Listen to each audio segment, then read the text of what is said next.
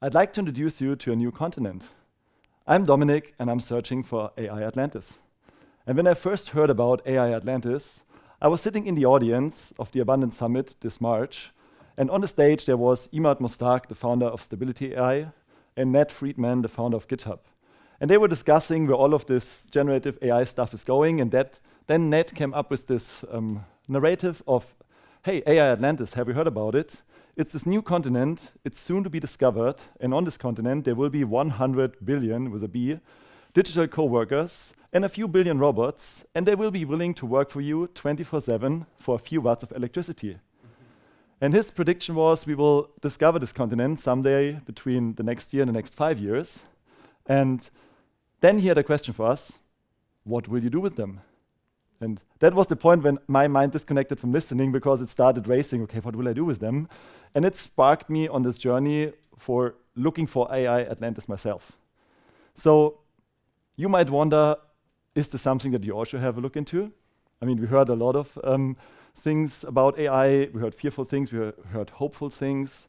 I personally want to give you the argument that the journey towards AI Atlantis has been the most fun and exciting part in my everyday life as an entrepreneur for the last 15 years. And it's so exciting because you can solve your own problems right away. So if you want to go onto a learning journey where you can have more fun at work and have more excitement during your workday, then I highly encourage you to come join me along, and let's have a closer look at what this AI Atlantis might look like once we discover it. And I believe on AI Atlantis we will have 5 core pillars. The first one is obviously the people, those digital coworkers. The second one is their education. The third one is the language that they speak. The fourth one is the infrastructure that they use to organize their society. And the last one are the rules by which you are allowed to use this infrastructure as well. And I believe it's worth to have a closer look at all of those.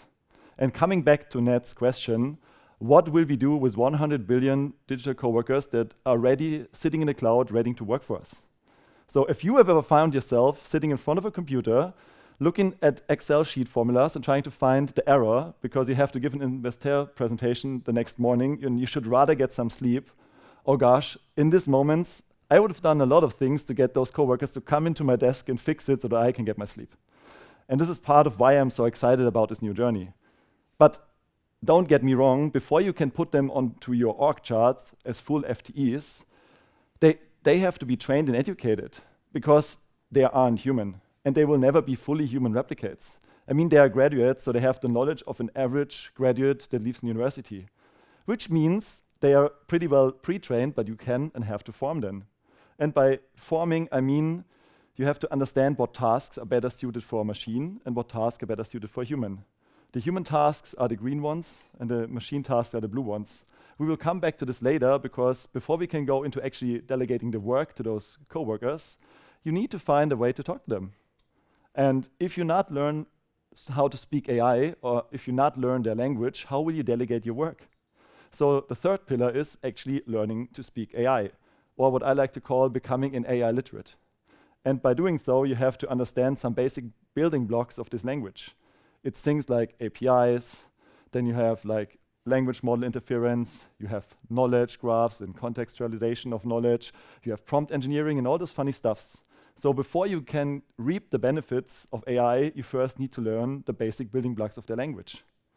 And then, this is from a bottom-up perspective, all you need.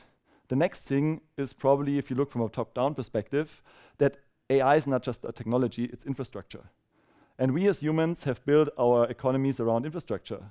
So roads and railways have built the countries in the past.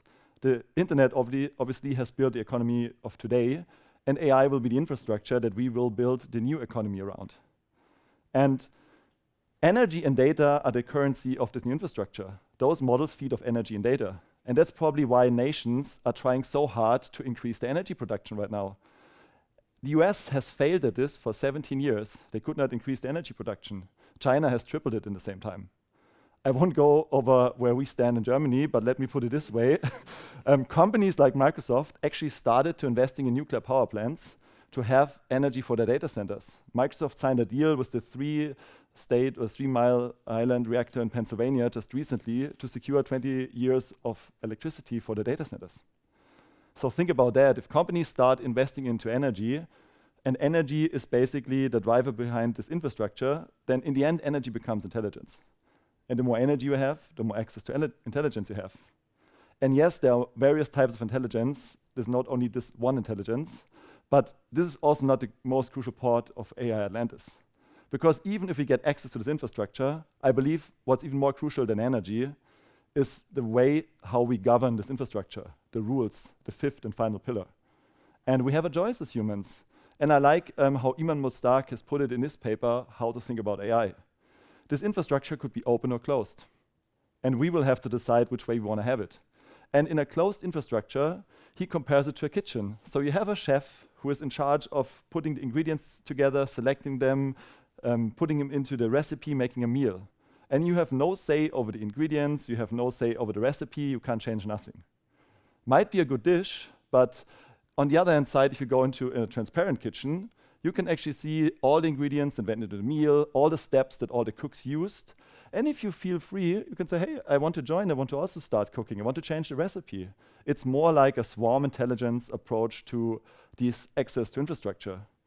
And we don't know yet what will be the better way, but I personally feel that if AI is intelligence, it should be open and everybody should have access to it. And this for me is a lot of change actually coming. And we heard before, like nobody likes change in the end, but we have to deal with it. But what gives me a sense of grounding is that even in the future with all this change, there will be things they never change. And the one thing that we all can be certain of, that even like in 1, 2, or 5 years of time, we still have the same 24 hours each day. So time won't change. And I like to refer them as the 100 blocks each day, because I believe that you should sleep 7 to 8 hours each night, and this leaves you with roughly 1,000 minutes of awake time. And within this 1,000 minutes, if you get distracted, it takes you on average 7 to 8 minutes to get back to the task that where you're just doing. So I like to chunk this 1,000 minutes into blocks of 10 minutes each, and hence you have 100 blocks at your disposal. And to put it simply, this is your circle of influence, basically. Anything you want to do in your life has to happen in this 100 blocks. If it's not in there, if it's not in your calendar, it doesn't happen. So there could be a lot of great examples, but I think I want to give you one about empathy. We heard about this before, and empathy, if you asked an AI expert, especially before the launch of ChatGPT, hey, what will this AI never be really good at? And empathy was on top of the list. On mine as well. So fast forward to October, to this day, most of my most thoughtful and empathetic conversations are with AI agents and ChatGPT. And this is not because those machines are more empathetic than humans, they aren't, but they have the resources that they can take the time and write a thoughtful reply to you. And if you open up your last 5 messages on LinkedIn, your WhatsApp or your email, you can tell instantly what the difference looks like if somebody doesn't take the time. And I like to say, anything that you multiply with 0 remains 0. So even if we as humans have this innate strength of empathy, if you invest 0 blocks of your time to use it, it's like not having the strength at all. So why am I telling you all of this, you might ask, in a talk on AI? And now comes the most fun part for me personally of this whole talk, the one that I'm most excited about. I want you to act. I mean, in the end, I'm here to inspire, activate, and guide, and I want you to take action. So how can we take action? How can we make sense of what's happening here? Well, I have a little framework, and it starts with an A. It's called ACT, and the first A is acquire this AI knowledge. And the reason why this is so important to become an AI literate is I really believe that how you invest the next 10,000 to 100,000 of your blocks will have a disproportionate large impact on the future of your work and your career. The way the world is exponentially changing at the moment is so fast that the next 10,000 blocks that you invest will have a disproportionate high outcome. So better choose wisely. And I believe that if you don't even speak the language, you don't know what to choose from. So you start learning some basic AI skills and pick up some AI literacy.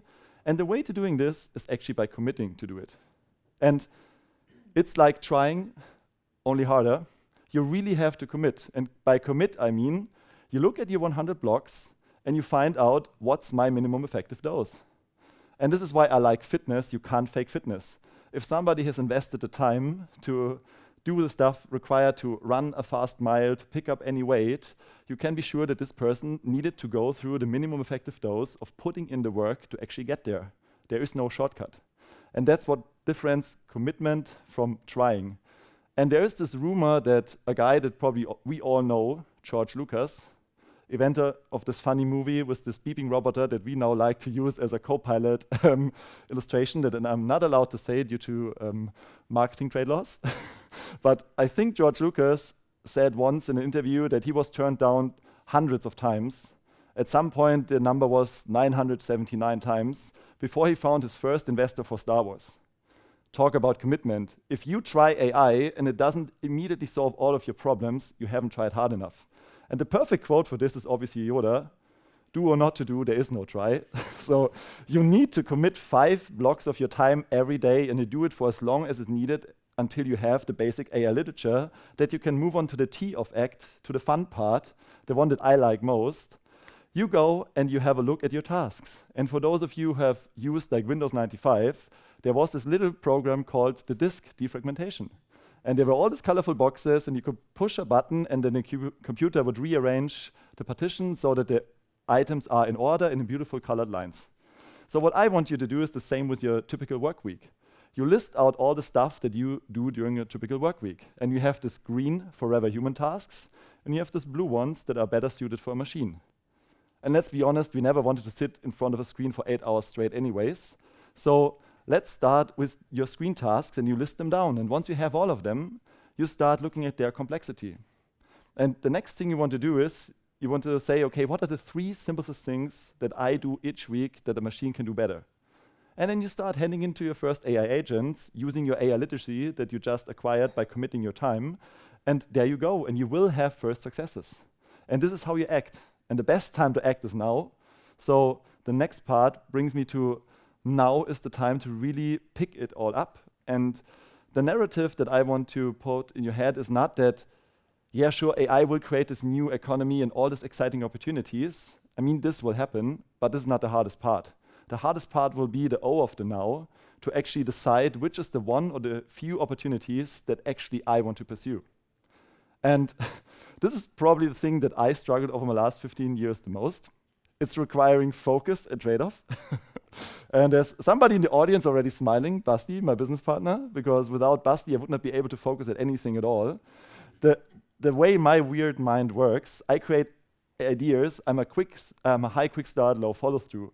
And I need people like Basti who accompany my strengths and turn his strengths and his superpower so that I can actually get a few things done. And this is how I believe we all need to think about these new opportunities. You don't have to do this all by yourself. You know, it's who, not how. You have to find the right partner. And I give you another very precise example from the last 2 weeks. We were given a coach, Nikki, who helped us prepare this TED Talk. And we can all be very grateful for Nikki, because without Nikki, I would try to squeeze 5 TED Talks into this one, given the nature of my weird brain, right? And he helped me to pick like one topic, stick to it, and prepare a talk that hopefully has one stringent line so you can follow along. So Nikki, thank you much for that. We had our last meeting on Tuesday, and there was one day between Tuesday and now. And obviously, I tried to sneak in one more topic. And I was super excited about it, as always, and then I told it Sophia, my wife, over dinner. She was looking at me like, okay, but isn't that completely a different track? Like, yeah, but isn't this exciting? We can put it there. It's like, yeah, well, maybe you don't do it. So I deleted the slides, and I'm really thankful for those people in my life that help me shine in my strengths, so I can focus on my strengths and be also aware of the shadow side of my strengths. And you don't have to do this all by yourself. There's only one thing that nobody can do for you, and this is the final part of the now, the W. To win in this era of AI, and to actually win at anything in life, you need to understand what it is that only you are uniquely able to do and passionate about, and it's basically your purpose. And this is the mother of all green tasks. It's the one that no AI, no matter how smart it might become, can take away from you. It's probably the reason why Simon Sinek's talk was one of the most famous TED Talks of all. It starts with why. So if you really want to win in this race of exponential technologies, in AI specifically, you need to actually understand why on earth when I use this technology? What am I going to do with it?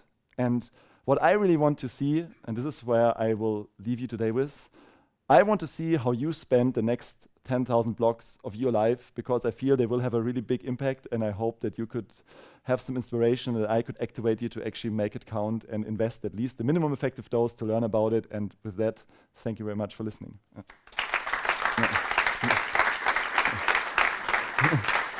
Yeah.